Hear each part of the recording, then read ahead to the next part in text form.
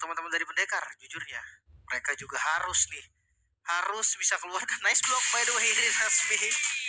Dia tahu bakal dipotong, jadi langsung ditutupin pakai tembok tadi dan gak bisa dipotong.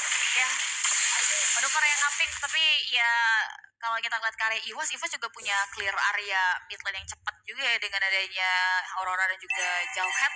Ya kalau kita lihat Jauheadnya kali ini memprioritaskan karya pull yourself together terlebih dahulu dan juga conclusive blast. Biasanya ada Jauhead yang ngambil karya trail buat tambahin damage. Tapi kali ini dia bakal coba untuk nyari sustainability-nya dulu, survive-nya dulu. Meanwhile, Dynasty ini masih cukup keras banget ya berjibaku dengan adanya Bravo. Tapi pasti kalah jalan sih. Maksudnya ya terlepas dari siapapun yang main ya. Ini kalau ngomongin Badang sama Hilda sih, Hildanya akan langsung jalan lah. Dia akan potong jalan.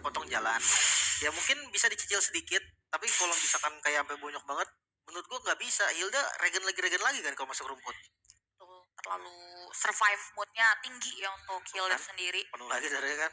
Gak perlu pulang, bahkan gak ada waktu yang terbuang. Meanwhile, ya huru-hara terjadi di area mid lane aja nih, seputaran mid lane ya. So far, dengan adanya duality moment, dari person rotation dari Speechless, ditambah lagi dengan teori ancaman dari Poseido ya. Ini lumayan buat teman-teman dari Evo kan harus jaga jarak dulu, tapi enggak. Karena objektif startnya yang bakal di make sure untuk jungle fighter ya bakal ngambil terlebih dahulu. Bisa di mid lane dulu mungkin. Karena Nasmi akan bareng sama Joy dan sebaliknya Bravo akan bareng sama Speechless, sementara Turtle yang langsung di setup.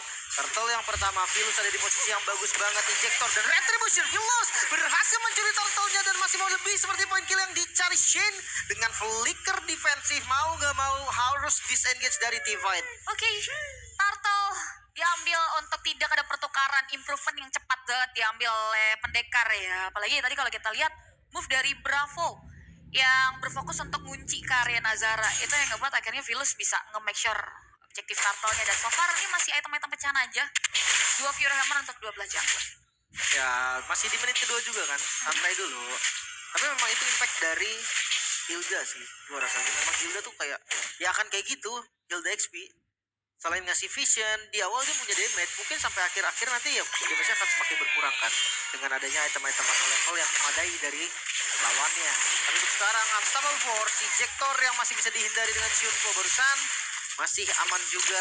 Sementara lihat buat Shadow Kill masuk, Aziz Kiafir menjadi korban untuk yang masih bisa selamat. Di sisi lain itu dia ada Frigid Glacier yang langsung memberhentikan pergerakan dari teman-teman pendekar. Tapi itu Device Track juga mengarah ke arah Bravo. Damage yang masih kurang.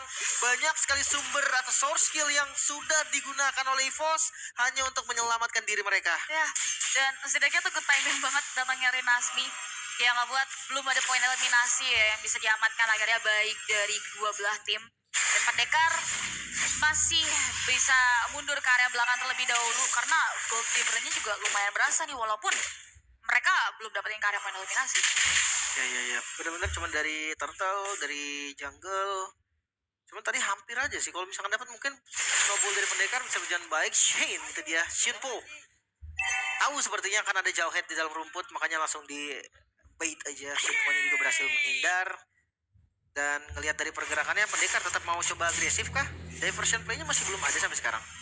So far bakal di hold on terlebih dahulu karena di area top lane ya ini bakal jadi 1v1 situation yang aman banget harusnya dari RC dan juga Battle, karena pertempuran lagi-lagi bakal coba untuk ditukar dari EVOS Icon dengan adanya opsi Turtle kedua yang dimana belum langsung dikomit setelah melihat adanya Shane yang proaktif juga. Dan memang PR dari EVOS adalah diversion momennya mungkin dengan Turtle yang kedua kali ini. Iya. Atau mungkin memang mereka ragu sih untuk agresif di awal ya. Padahal vision yang dibuka sama Bravo menurutku oke. Dan itu dia version play langsung menangkap Rinasmi, bahkan tak bernafas. First blood berhasil dibuka. Rigid Glacier coba untuk counter setup, tapi sayangnya damage yang lagi-lagi kurang. Philus menjadi korban. Tapi di sisi lain Alepa pun hilang. 3 member dari EVOS harus gugur. Bahkan mid bisa jadi terbuka dan lihat shieldnya habis pas menit 5. Mampukah Arski untuk melakukan defense? Karena midnya akan dipaksakan juga di bagian depan ada Shane. Midnya hilang lagi dan kill bisa didapatkan juga di sisi lain. Zoning dari Bravo yang tidak henti-henti sama sekali, berdampak sangat manis untuk pendekar. Bravo bermain dengan proaktif, nampaknya jadi satu faktor penghambat EVOS bisa melakukan rotasi dengan cepat ya. Bahkan tepat di menit kelima pendekar bisa melakukan snowballnya dan kali ini Aleva. Yap, makan karena Bravo. Mungkin memang nggak banyak juga sih opsi dari teman-teman EVOS. Nggak bisa banyak pilih juga, akhirnya ambil kill seadanya aja. Di atas masih ada goldnya nih dari katapult. Lumayan ya untuk nambah-nambah ekonomi dari Philus. Yes, apalagi udah masuk lewat menit 5, harusnya udah bisa farming juga untuk jungle-nya, dan ini jadi titik awal yang manis banget buat teman-teman dari pendekar. Hunter Strike ini udah di tangan untuk sosok Philus sendiri yang berfokus ke area dari sisi cooldown-nya ya, dengan sepatu cooldown di sana. Ditambah lagi kalau kita ngeliat War X mungkin bakal jadi next item yang bakal di-create untuk Philus. Bisa. Ini bakal 4-1 lagi sih sepertinya, konsep yang sama seperti di game yang pertama, tapi Retribution dan Nazara Red Surge masih aman untungnya, tapi dia harus merelakan purple buff karena retrinya Nazara nggak dipakai kan.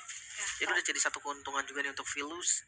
Goldnya naik lagi 3000 gold. Akhirnya pendekar dia bisa pegang dari keunggulan gold loh.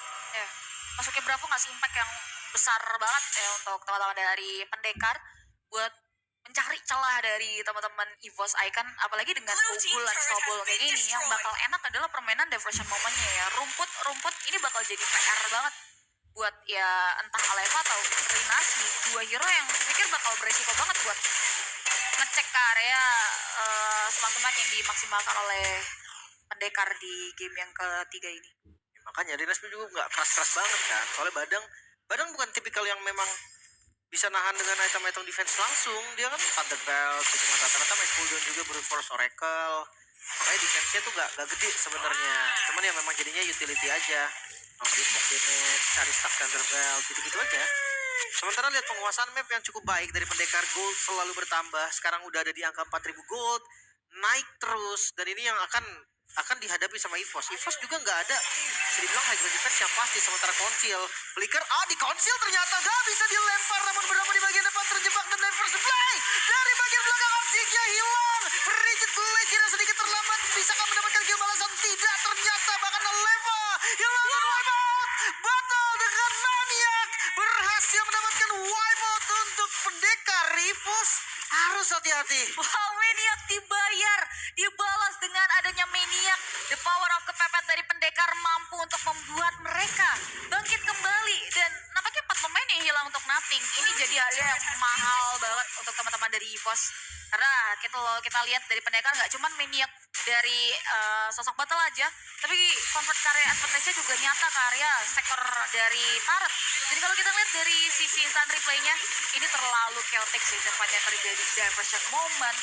Awal yang dirasa dari EVOS bisa ngambil ke area hero pentingnya, dibayar dengan adanya timing dan motion yang mengirim sosok Philus dan Speechless tadi untuk bisa ngasih dealing damage-nya. Kayaknya harus lebih hati-hati ya sama tempat-tempat diversion gitu gak sih? Stack 456, KPSR-nya juga ada di stack 40 ya. Wow. Itu tadi Maniac pas banget tuh, Maniac belum tumbang juga soalnya kan. Karena ngeliat dari Arsiski, ngeliat dari Nazara, dia kayak nggak ready gitu loh sama diversion yang di setup. Literally nggak ada yang bisa ngejawab sih ya, seperti pembahasan sebelumnya ya. Aleva, Lasmi, dua hero yang gak cukup untuk bisa nahan damage masif yang udah sefat ini dari Speechless. Sedangkan lo, Jadi ya, belum ada flicker sebenarnya dari Shane, dan Joy hilang tiba-tiba. Duality yang terlalu sakit, splash damage dari dispersion yang kuat banget. Sementara masih ada pasif juga di bagian bawah, masih aman, masih kedorong lagi dari wave-nya. Di atas juga masih ada, dan mid inilah yang akan diusahakan. Perbedaan gold yang terlalu jauh buat EVOS sepertinya harus berhati-hati. Langsung ditutup juga oleh Bravo dan juga Shane. Flicker masuk, Rinasmi yang coba diinter dulu, namun zaman motion terbuka membalikan keadaan. Shane hilang, bahkan Rinasmi pun hilang, tapi harus hati-hati karena Aleva menjadi korban battle shutdown, menyisakan 2 member, 3 bahkan dari pendekar. 1 melawan 3 cukup berbahaya, tapi minion doang yang akan ditargetin. Apakah bisa dengan diversionnya Speechless? Coba untuk menahan 1 buah katapult, Joy mampu